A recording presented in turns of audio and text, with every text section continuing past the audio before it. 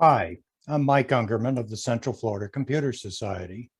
In part one of this series, we looked at the basics of what constitutes a solar voltaic system: solar panels, inverters, potentially batteries for storage. In this second presentation, we'll look at the first steps to research what may be required to reduce your home's energy dependence and how that may affect your future solar PV design. This is a slide from the first presentation. It's worth spending a little time going over what save money actually entails. Saving money on our monthly electric bill is likely to be a major motivator, but keep in mind that acquiring a solar PV system is also expensive. So an analysis of how you might reduce your current energy usage in your home can offset the overall cost of acquiring a future solar PV system for your home. Before starting the process of powering your home with solar energy, one should investigate your past and current energy use, identify high energy consumption items, and consider low cost and easy to implement efficiency measures. This will help establish a baseline against which you can compare the benefits of producing energy with solar power and help you to size your system and perhaps lower your initial solar system investment. Let's take a look at my energy bill from Duke Energy in Florida. This is from back in 2017 when I was considering solar power to reduce my monthly costs. My home was built in 1987. It's a wood frame home with stucco exterior. We have 2,200 square feet under air. We also have a swimming pool and at the time had an inefficient single-speed pool pump. The exterior windows are tinted double pane, but not the energy efficient type with inert gas between the panes. The attic insulation had been replaced in 2004 following damage from 2 hurricanes and a tropical storm. I'll zoom to the important sections. Note, $410.66 a month. That's very high. In the summer months, late spring, summer, I was generally above $400 a month. That was really driving me crazy. Also note the graph that they included to show you where your peak usage was. This is July and August of a year before. We're getting into July again here. Bottom line, my daily average use was 105 kilowatt hours a day. A year ago, it had been 97, so still in that same range. And my monthly average electric cost was $13. Jumping ahead over 3 years, and we now see my Duke Energy bill after making energy upgrades to some of the equipment in our home and installing 2 phases of solar PV equipment on our roof, separated by approximately a year in order to spread the costs out. The most significant section shows the reduction of the daily electrical usage and the reduction of the average daily cost from $13 a day in the previous slide to $3.94 a day after all the improvements. Note the almost over $300 a month difference in my bill and my total costs. We still pretty much have the same profile, but a much lower kilowatt hour usage. And you can see that after solar installation, I'm generally running a lot less than I did in the prior year. Now my daily average use is 32 kilowatt hours per day. 1 year ago it was 55, and my monthly daily average electric cost is now only $3.94 a day. A home energy assessment or home energy audit can help you understand how much energy your home uses and where your home is inefficient and where you should prioritize to improve the comfort and efficiency of your home. Some utility companies will provide a home energy audit free of charge and maybe even subsidize some of the repairs if required. This short video is a good overview of what is involved in a home energy assessment. In any season, a leaky home costs money. How do you stop it? It starts with a comprehensive home energy checkup. That's a series of tests and inspections to find out where your house could be more efficient. The end goal is to save energy, save money, and make your house more comfortable. Installing energy-efficient lighting and appliances will help. so will creating a sealed barrier around your house, kind of like putting a blanket around the outside, minimizing the leaks. Upgrading your home to save energy can put anywhere from 5 to 30% of your energy bill back in your pocket. Okay, to get a thorough home energy checkup, you'll need some help from a professional. Look for a home energy technician called an auditor in your area. Now, in this cold weather evaluation, the auditor starts on the outside, looking for problems around walls, joints, and under the eaves. If there's not a tight fit, you're losing energy and money. Next, the technician might head up to your attic to check for leaks on the top of your home barrier. That trap door could be a culprit, letting cold air pass into the house. A big part of the checkup is determining how well the insulation insulates. Insulation should be correctly installed in between all areas of the house frame. That means it needs to be evenly applied and not just jammed into spaces. And of course, if the insulation has fallen down, it's not working. Your energy auditor will inspect the holes where electrical lines pass through. If they're not sealed, they're leaking. Then it's down to the basement. Your furnace and water heater could be wasting energy. The auditor will check to see how energy efficient the furnace is. Furnaces generally lose efficiency as they get older, and it could cost you more to keep yours running than to replace it with a new one. Maybe all you need is a new filter. Some people haven't changed their filter for months, even years. That gunk clogging the filter means your furnace has to work harder to heat your home. If the water heater is several years old, it may not be efficient. And if it isn't insulated, it's also losing energy. Now it's on to the ductwork. The technician will inspect connections to make sure they make a tight fit. They have to be sealed to keep the warm air going where it's supposed to go. If the screwdriver can go in the hole, it means one thing for sure: money is going out. Now for the blower door test.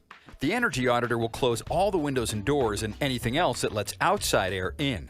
This special fan will depressurize the home. The idea is to suck air out of the house, allowing outside air to rush into the home through all those openings you didn't know about. Okay, so with the windows and doors closed and the fan running, leaks are easy to spot with an infrared camera. In winter, the auditor will scan the interior of the home looking for cold air rushing in. Here, the darker the color, the worse it is. These black spots mean one big air leak. It's an eye-opening experience.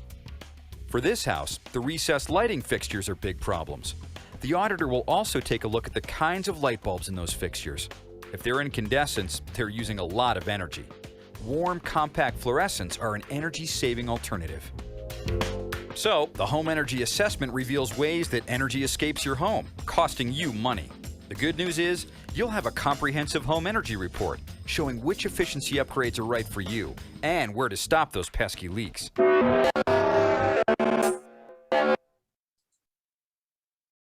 Identifying high energy use items will save you money over the long run and have an impact on the amount of solar energy you may need to produce to offset their continuing usage if not replaced.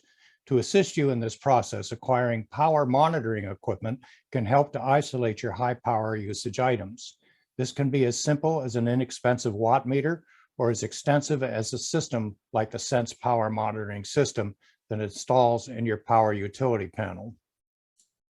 Once you've identified your high energy users, replacing some of them with Energy Star appliances will also save you money on your utility bill and may qualify for federal tax and utility incentives. I could do a whole presentation on this subject and may do so as a follow-up when we finish looking at obtaining a solar PV system. So knowledge truly is power, and no exception to how you should approach the planning for an expensive acquisition like solar PV for your home. Research your energy usage in the past, identify what can be improved in your home to reduce its energy requirements, and get professional assistance if required.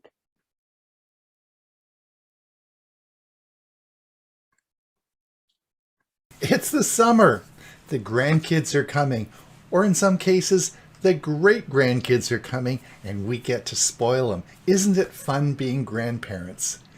Well, you know, I was talking to my daughter yesterday who just bought her son, or my grandson, a gift for the summer. And she's a primary educator and explained in great detail why this was such a great gift. And you know, I was filling my truck up with gas yesterday and realized I could have bought 2 of these for the price of filling up with gas. So I thought this is a great time that I could go over and tell you about a gift that you could give your grandchildren this summer. Let me explain what the gift was and what the advantages were of this. It's Ron Brown with Tech for Senior, where we make videos to help seniors understand technology. Now, if you'd like to be kept updated, we'll send you a notification when we make new videos. All you have to do is, down below, click the subscribe, but go over to the notification button and click that, and we'll send you a notification when a new video comes out. So let's have a look what would be a great gift for your grandchildren this summer. Today I'd like to talk to you about a Garmin watch for children. This is called the VivoFit Junior 3. Now there are two designs. They come either as the Mandalorian or the Grogu design. The colorful display ensures that they have everything they need to go on a big adventure. This is also a very durable, swim-friendly fitness tracker, and the battery lasts up to 1 year, so you don't even have to charge it. The band adjusts to even the smallest wrists, so it should be very comfortable. Activity unlocks adventure. With you as their helper, your child will escape Darth Vader with R2-D2 and ℎ𝕠𝕗, help Han Solo and Chewie, fight the Empire, and even take on the First Order with Rey and BB-8. Tap Challenge Game. Not only does 60 minutes of daily activity unlock adventure, but the more active minutes kids log, the more chances they'll get to play the heart-pounding Tap Challenge Game. Collectible credits. Meeting their daily goals also rewards your child with credits. They can use credits to reveal space battles on the adventure map. Fitness cards. With Bando as their coach, your kids will learn basic exercise moves from new fitness training cards, including jumping jacks, downward dog, mountain climbers, and more. Timed activity. Timed activities. Timed activities let kids track their steps and estimated distance during playtime at the park, soccer, and much more. View saved activities later in the Garmin Junior Smart app, which we'll talk about in just a minute. Character watch faces. Allow kids to personalize their fitness trackers with 20 different face options, including Star Wars and Mandalorian series characters. Ice widget in case of emergency. It never hurts to be prepared. Input your child's emergency contact information into the Ice widget so it can be quickly accessed if needed. Monitor activity. With the Garmin Junior app, parents can view activity responsibilities, sleep, chore data, and more after syncing with their compatible devices. Chores and rewards. Assign tasks and chores from the app and designate a reward virtual coin value. Those in-app coins can be redeemed by your kiddos to agreed upon rewards. Would that include an ice cream cone? Maybe. Friendly reminders. When you assign chores and schedule alerts, your kids' tracker will let you know with an icon that shows what needs to be done. That can be set up to recur weekly or even daily. Cleaning your room. That just might be on that list. Step challenges. With toe-to-toe step challenges, kids can sync with nearby friends to compete in timed and stepped competition. Parents can get on the fun too with a toe-to-toe app and their compatible Garmin wearable. All right, now I'm not sure that grandparents are going to try to outdo a 5-year-old. This may not be something that we're quite up to yet. Stay active together. Link up with your kids' friends on the Garmin Connect smartphone app and connect with other families in the Garmin Junior world. Interact with them and compete multi-family on a weekly challenge. Kids mode. Enable kid mode on the Garmin and give your kid limited access to monitor and check their own chores to view the latest mission and their app adventure. Well, that was the Garmin VivoFit Junior 3 fitness tracker for kids. It's available on Amazon for around $80 US and is a great gift for the kids for summer. It comes with both the iOS and Android app, which the parents would run on their phone. This watch is really made for a preteen child. My grandson's age is 5. So it's great because it would be paired and run off the parent's phone. Think about it. It's a great gift for the summer. Enjoy your grandchildren or great-grandchildren. It's Ron Brown with Tech for Senior. Remember to like and subscribe, and if you want to be notified about future videos, click the notification button. Till we see you again, have a great day and enjoy your summer. Please like this video and subscribe to our channel. Cleaning Windows without Windex, or you should uninstall unnecessary Windows programs and apps. I'm Hewie Poplock. Out of all of the software on your computer, how many programs do you actually use regularly? Most people keep a fair amount of unnecessary software installed on their systems. While some of these apps are just outdated, others are Windows bloatware, malicious software, or junk you can remove from your computer. Some programs that you should uninstall. QuickTime is Apple's video player.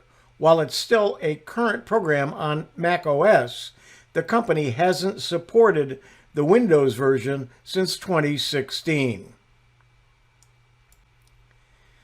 Adobe Flash Player is no longer supported as of January 2021. Though it's blocked in all modern browsers now, you should still uninstall local copies of Flash. This will keep you safe from any future security issues, since Adobe isn't updating it anymore. A similar runtime plugin, Adobe Shockwave Player, was discontinued in 2019. The company no longer offers it for download, and you're extremely unlikely to find a website that needs it. You should thus remove both Shockwave Player and Flash Player. They're both relics of an era gone by and unnecessary today.